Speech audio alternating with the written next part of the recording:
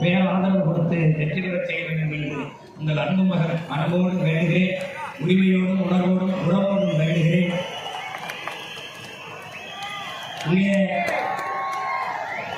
உங்கள் அன்பு மகன்